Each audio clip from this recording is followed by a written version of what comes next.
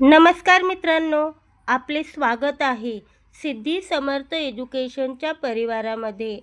आज आपण पाहणार आहोत गुरुपौर्णिमेनिमित्त अतिशय सोपे आणि सुंदर फक्त 5 ओळींचे मराठी भाषण.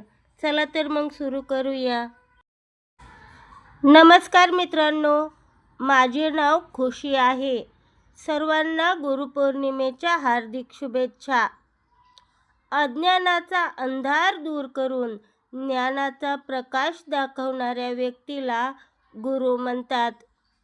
आपल्या आयुष्यातील पहिले गुरु हे आपले आई वडील असतात आणि त्यानंतर शिक्षक आपल्याला योग्य मार्ग दाखवतात. गुरुच्या मार्गदर्शनामुळेच आपण संस्कार शिकतो आणि आयुष्यात यशस्वी होतो. आजच्या या शुभ दिवशी मी माझ्या सर्व गुरूंना मनापासून प्रणाम करते. धन्यवाद. जय हिंद, जय महाराष्ट्र.